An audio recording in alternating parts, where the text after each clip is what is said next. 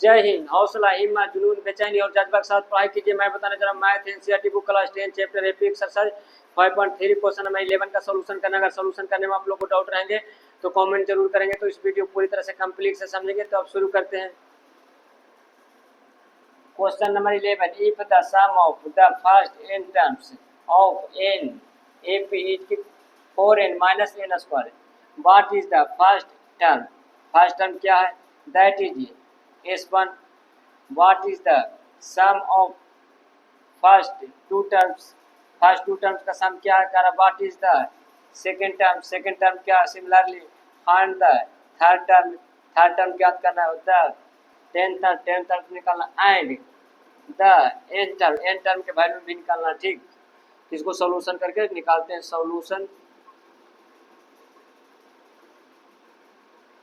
Given that दिया हुआ क्या है? एस एन इक्वल क्या दिया हुआ? 4n माइनस क्या हुआ? N square.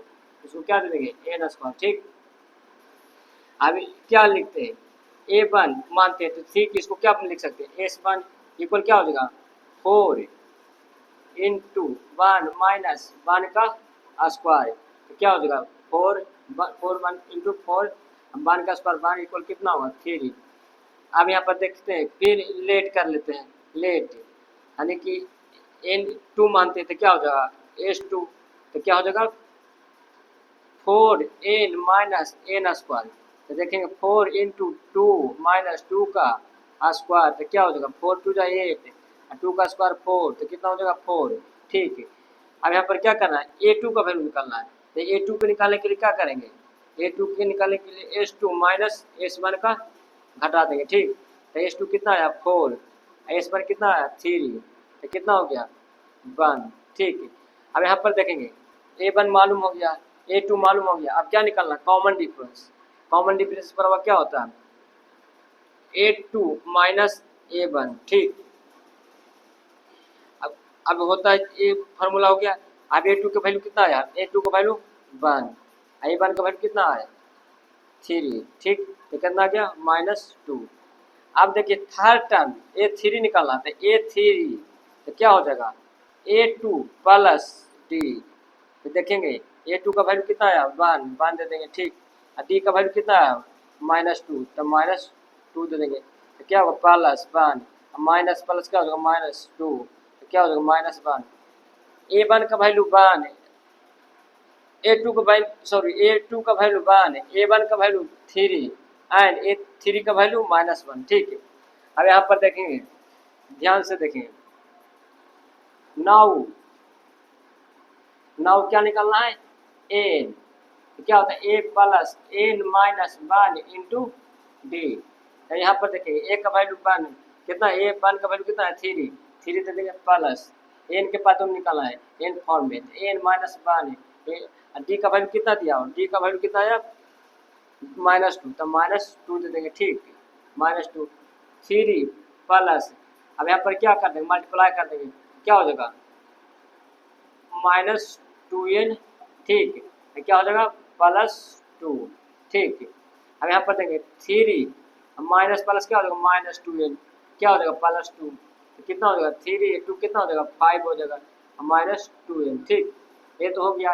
ये n की फॉर्म में निकाला गया। एंड किसको निकालना है? 10 का वैल्यू, a10। तो क्या जानते हैं? a10 इक्वल क्या होता है? a plus 9d। तो ए का वैल्यू कितना है? ए का वैल्यू है 3 आया। ठीक, तो 3 लिख देंगे। ठीक, प्लस 9, और डी का वैल्यू कितना है? डी का वैल्यू -2, तो -2 दे देंगे। ठीक, अब यहाँ पर देखेंगे 3 माइनस प्लस क्या हो जाएगा? माइनस हो जाएगा, और 9 2 जा कितना हो जाएगा? 18 हो जाएगा। ठीक, 18 दे देंगे। अब 3 प्लस है -18, तो घट के कितना हो जाएगा? -15। ठीक, अब हेंस करके लिख देंगे। क्या क्या जिसको बार पूछ रहा था लिख देंगे। ए3 का वैल्यू कितना है? ए3 का वैल्यू है -1, तो क्या लिखेंगे? a3 equal -1। ठीक, एंड 10 टर्म का वैल्यू कितना है? 10 टर्म, 10 का वैल्यू है कितना? -15। एंड एन टर्म का वैल्यू कितना आया, ये आया कितना आया, ए एन इक्वल कितना आया 5 माइनस 2n। ठीक, ये क्या हो गया, आंसर हो गया। ठीक, अब आप लोग क्वेश्चन नंबर 11 का रिवीजन कीजिए। जितने रिवीजन करेंगे उतना ही आपका माइंड खुलेंगे, उतना ही आपका कंसेप्ट मजबूत होंगे, चाहे कोई भी सब्जेक्ट हो। यही एज है आपका पढ़ने का और बहुत बड़ा बनने का, इसलिए अपने जीवन का बहुत बड़ा समय को महत्व दीजिए। अब नेक्स्ट वीडियो मिलेंगे। Thank you.